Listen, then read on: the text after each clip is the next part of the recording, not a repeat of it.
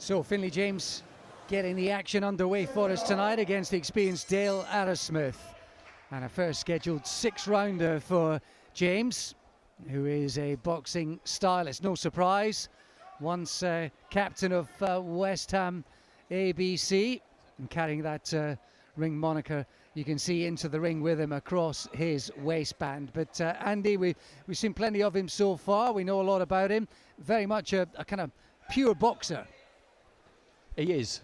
You can see that schooling that he's had, and you know, you look at the corner he's got around him as well. Jimmy Tibbs in that corner. His stablemate Tommy Fletcher actually is over in that corner, that blue corner, so he must have picked up a second's licence. Dale Arrowsmith is a good fighter, a well-organised fighter, not dissimilar to one we saw earlier in the night in Sean Jackson from the same part of the world. He did get stopped in his last fight though, which is unusual for him, by Mario Silva in Barnsley. I was there for that one, and Mario Silva looked good that night, but it shows that it can be done, although it doesn't happen often. Yeah, body shots on that occasion that did the damage, but that's a rarity. Only the first time he's been stopped in the last year in 20-odd fights. So he's durable, resistant, knows what he's doing, and he's in there to provide Finn James with enough questions, but also to give him the ring experience and the rounds, Barry, as he moves up in distance. Yeah, I think so. And also, Finley James is not the sort of fighter who's going to take a risk. I think he's a very stay out of trouble type of fighter who everything's behind the jab. If the jab doesn't land, he doesn't throw another punch. That's the things you're taught from an early and amateur career. That jab has to land on the target clean to go ahead with other combinations. So he's a real thinker in that respect. And he's comfortable with that, Barry. He's there to have fun. Boxing is a game to me, he said. That's not something you hear fighters say too often, but he means it's there to be enjoyed, and he knows himself, he knows what he's good at, and he's comfortable in his own skin, which I think is an important factor for any fighter. No, it is. You got to know what you're good at, know your strengths. No point trying to be a come forward brawler when you have all the attributes to be a good boxer and quick hands. So you use what you use, and then on your journey, hopefully you pick up some other stuff that can make you a little bit better in the areas that you lack. And the classic example of that discussion, Andy, is Amir Khan, who was a fast, furiously fast, skilled boxer, but felt for much of his career that he was a fighter, and he was a fighter at heart, but unfortunately he let that side of his character perhaps bleed into his boxing a little too often for perhaps some of his fans' tastes. I think for all fighters, and lots of athletes in general, it kind of depends on the sport to a degree, but you need to know what you are, which is what Barry was saying a minute ago. You need to know what your strengths are, you need to know what your weaknesses are, and if you can tighten up those weaknesses, then great, but you don't ever want that to come at the expense of a strength, because everybody's built a certain way. Different people are naturally better at different things, but if you're comfortable in your own skin, like you said, Barry, that's a big thing. Well, that was the whole thing about the Anthony Joshua rebuild, if you like, that he was learning new tricks, new things, but it took away his natural strengths. And I think now he's got back on board. But for Finley James there, he did what he does best. Works behind the jab, frustrates you. When you make a mistake, he can make you pay for it. And that was a nice little first round there for him. And there's Jimmy Tibbs. You saw Jimmy Tibbs. All that experience, my goodness me. I'd say he could fill a book, but he's already done it. But Finn James has said how much that experience lends itself to a calm atmosphere, even on fight night, and that's where experience really can come to bear. Distraction, different techniques, or just his corner team being themselves, and that has really helped him be himself, and that usually is working behind a really sharp jab.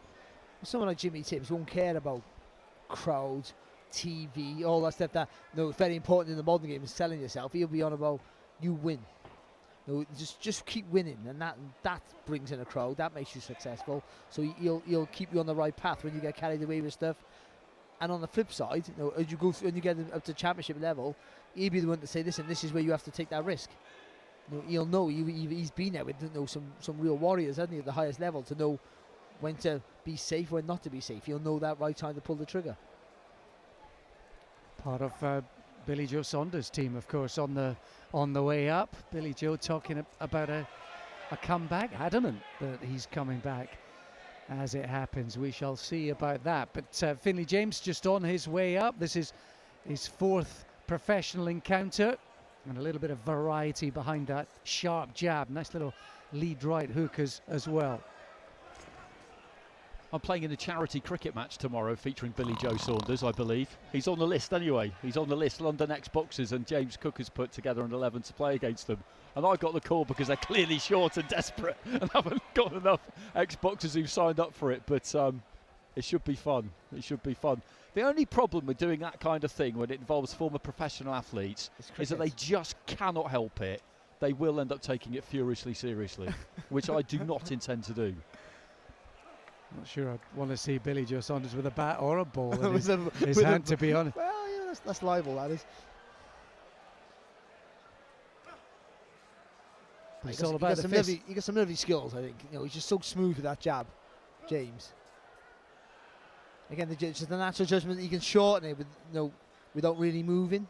So when you step forward, you can still pop you with that jab. And even though I was just stepping on the foot there of Arrowsmith, but even though there's no massive weight behind it, just stops you in your track, makes you re-engage, have to go back and start again. What he does well there, just watching him too, is he changes the position of that front foot quite cleverly. The back foot's exactly where you would expect it to be, but he'll just play with that front foot a bit. He really widened that stance out a few seconds ago, so Arrowsmith would have felt like he's right on top of him and punchable, but then he can just pull the weight all the way back and stay out of distance. Just after it, Barry mentioned he accidentally or otherwise stood on Arrowsmith's front foot, his left, and that was obviously the right foot of Finn James as the southpaw. And traditionally that the discussion would be, Barry, technically that the battle is for the outside of the foot position. Though I was watching Noya Nui against TJ Doney the other day, and Inui didn't seem bothered at all about being towards the outside. In fact, his foot was almost just inside most of the time. It's not a prerequisite that you have to do it. And it doesn't guarantee you're not going to hit the target or you're going to get caught if you don't do it. It just gives you more of an advantage. If you're a southpaw, it's your left hand, which is the power hand, or an orthodox, the right hand if it's a power hand, because the opponent has to turn more to land with their shot, or you can fire it right down the middle. That's all it does. It gives you an advantage of territory. That's all it does, in engaging and cutting punches. So it's better if you do it, but you don't have to do it. So a lot of fighters, especially southpaws, will step in the middle before they throw their jab and want to get inside underneath your shots. But it's you're better to have your foot on the outside, especially when you're coming forward, because it narrows and it takes away the escape route of the fighter you're putting under pressure. But when you hit as hard as a Nui, you can put your feet where you want to. That's the truth. Do what you want. You don't need feet. Yeah, with fast technical hands like he has, you can do what you want. And talk that he's going to go back to the States. I think he's out on Christmas Eve, and then maybe Vegas next year, possibly against Nakatani. But those are fights for the future. Here, the captain working behind his jab. He looks in control both of himself and off the pattern of the action.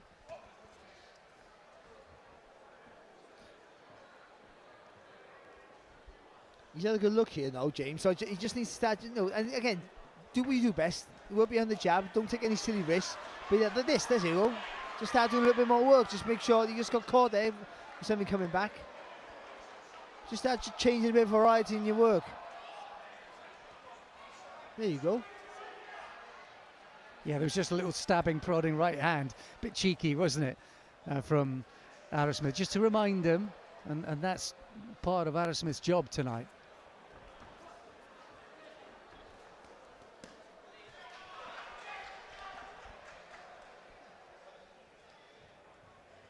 Seems a long time ago that Bradley Skeet was in the ring with Dale Arrowsmith. He managed to stop him 3 years ago, back in 2021. Skeet, of course, on that fantastic run that took him to British title success back then.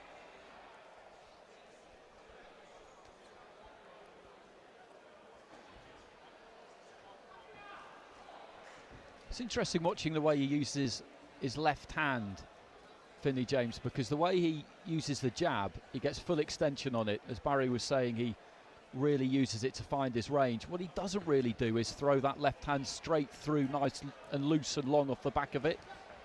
He wants to get a little bit closer to throw that left, often into the body in a more of a kind of hook. He doesn't really throw that straight left particularly.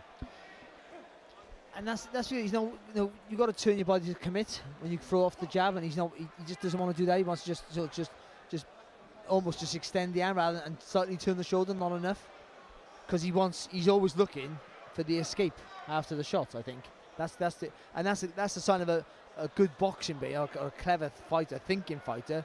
But sometimes you overthink it a little bit and you don't commit to the shot. And I know that is better than anybody, of course.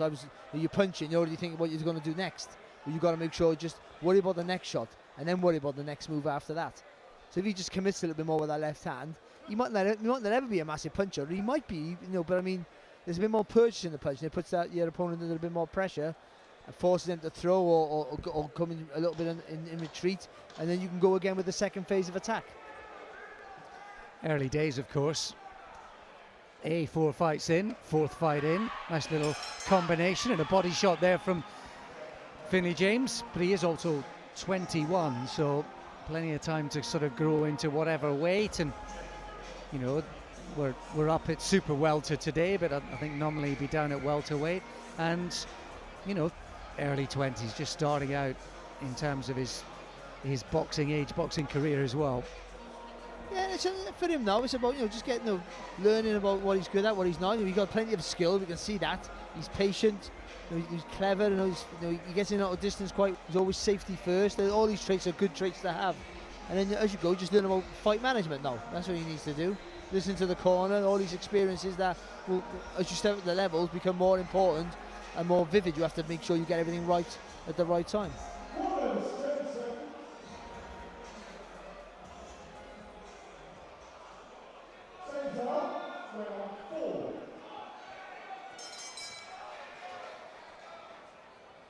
Into the 4th round then, scheduled for 6. Finley James in the blue and white. Of course, he'd normally be in the colours of West Ham back in his amateur days, and I think in footballing fan terms he would be as well. These is his boxing colours. And interesting that he spent a really, I think, potentially crucial couple of years in between Andy amateur and pro, sort of 21 to 23, where he just used all of that time. It wasn't limbo at all. It was just an in-between period in his boxing career between pro and then prior to that amateur, and he just was in the Tibbs gym all of that time, working towards becoming a professional. It's not a bad way to go about things, that, I don't think, because it's not like you're eating into it necessarily. As everybody always says, there's nothing quite like fight night, but if you are that experienced at amateur level, then one thing that's not really going to faze you is the occasion necessarily. We just saw that in that previous fight with Harvey Smith. What was really impressive about him was the fact that he looked completely at home in there, and if you've boxed a lot as an amateur at a high level, then you're not concerned about that. You want to be absolutely ready when you do get in there to hit the ground running and move nice and quick, and I'd imagine that's what that was about in terms of the way he went about the transition. Starting to put his shots together now. The little hook to the body as well, wasn't there? 3 or 4 punch combination as well, just starting to maybe go through the gears now here. Yeah, but about 15-20 seconds ago, as Andy was talking, he just threw a nice little 1-2. He didn't turn into the shot, but he used his feet to step in, and just used a little bit more weight in the punch, and that was good, because then he can do that thing where he likes to be, safety first. He stepped in with the shot, but then stepped back out there and put himself out of range. I think so. Maybe just a little bit more of a bounce to his step, and get the rhythm of your punches in that way will maybe be more beneficial for him. And I think with his style as well, he can still do that and be elusive with it.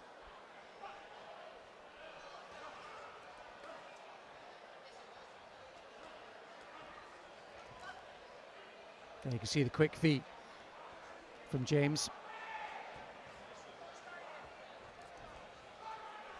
I like the way he's throwing that right hook as well in a couple of those exchanges, really getting the elbow up high. He's trying to bypass the gloves if he possibly can because of the high guard defence of Arrowsmith.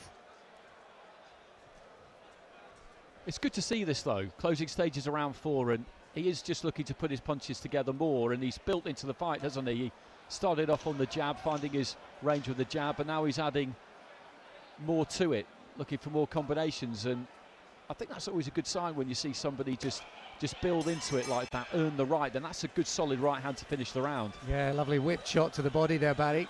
Yeah, and what Andy was saying there, I think that's the sign of a fighter who's reading his opponent.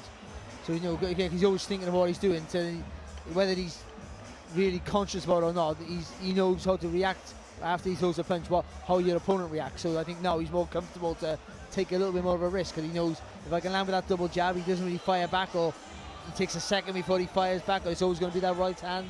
And you can take a little bit more, you will start to understand the rhythm of how your opponent fights. And I think he does that sort of naturally there, Finley James. So you tend to think now that he has that in his locker, and he has that information he needs, and he's shown that in that previous round for sure, that he can just start being a little bit more assertive with some of his work. The punches are fine, he's landing with them clean, just needs a little bit more turn into the shots, talk if you like into some of the punches, just to make Arrowsmith a little bit aware that he's in with a guy who can potentially hurt him. Into round 5 then, first time professionally for Finley James.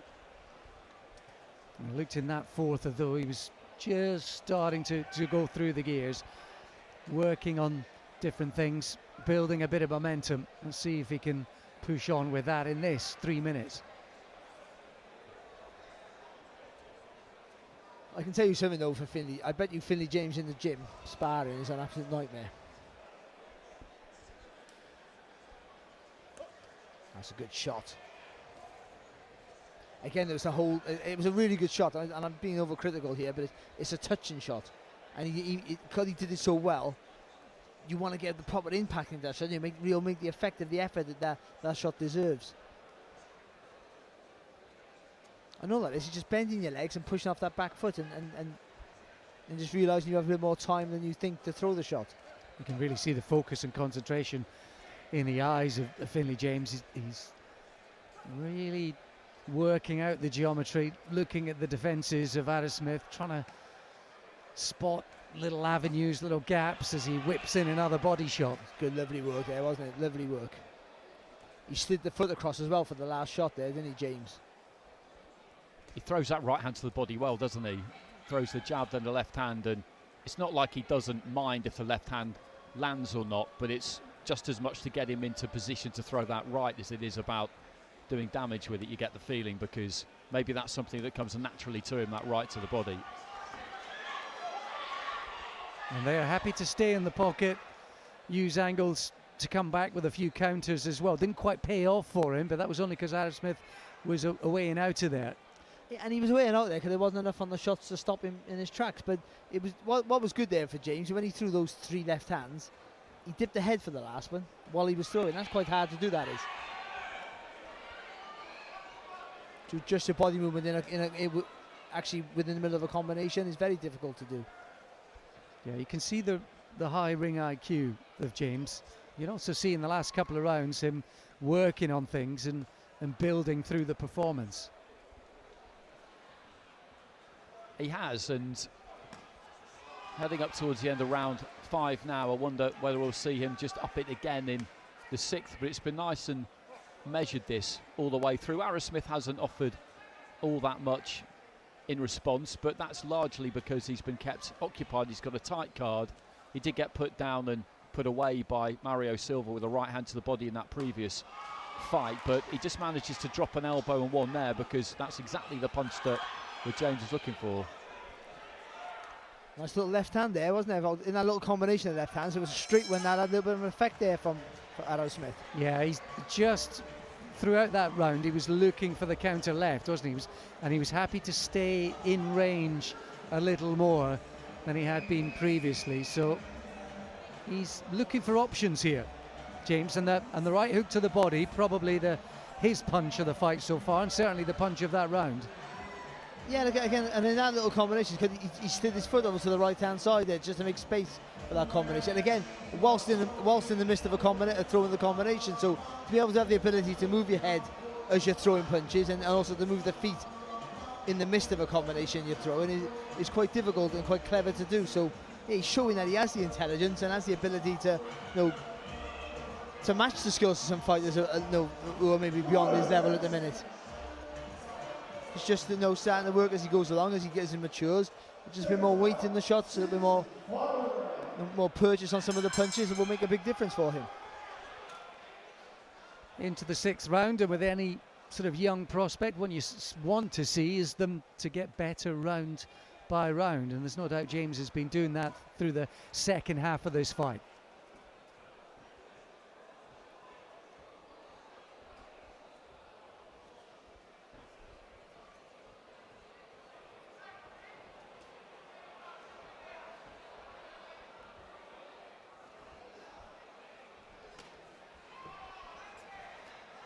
There he goes again, dipping into that right hook to the body. Tried to spear a left hand through the guard as well.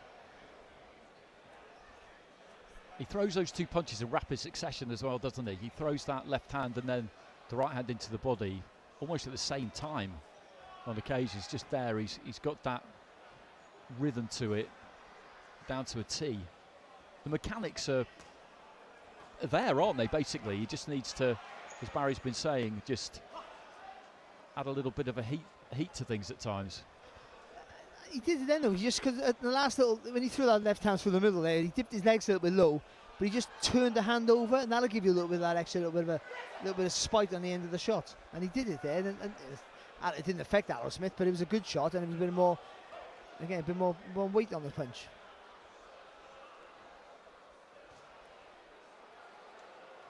But as you said, he's improved every round, I feel. And I think that's right. Look more comfortable and taking more risks without really taking any risks, if that makes any sense. And in that's got to be a very, very good performance, hasn't it?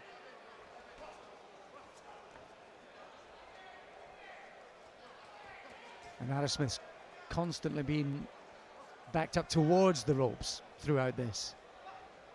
So he's cutting the ring off pretty successfully, James.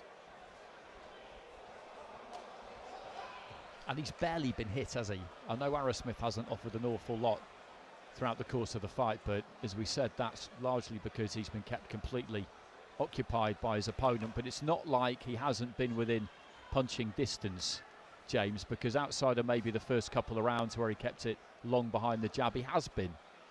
But I don't really remember him being landed on at all. There's another little right hook to the body, and that just forced Arrowsmith to move almost immediately. Final 30 seconds.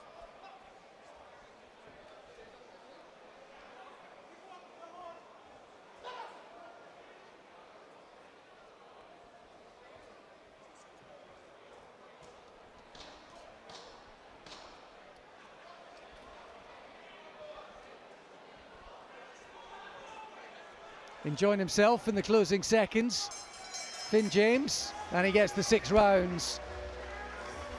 And some really good work in the 4th and 5th rounds in particular from the captain.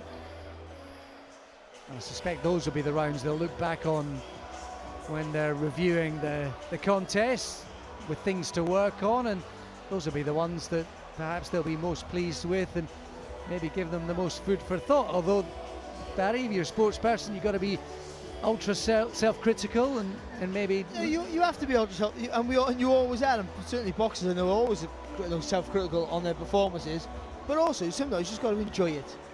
You're in your career, that's a win, that's a good win. He boxed really well. There's loads of things to work on, and there are things to work on. There's some things he'll be able to do better, some things he might not ever be able to do. But he has good ability, he has a good boxing brain, good judgment of distance. I think and the other stuff we're not going to find out until he steps up in levels, like every other prospect. So that tonight was a good performance. He boxed well and he won clearly. That's all you want in a career. So that, for me, A+ there for Finley James. Ladies and gentlemen, after 6 rounds of boxing, we go to the referee scorecard. The ringside referee scores the bout 60-54, and your winner, Finley James! Yes, all the way on points for Finley James. That could have been your prediction beforehand, but lots to enjoy, particularly through those fourth and fifth rounds, Andy.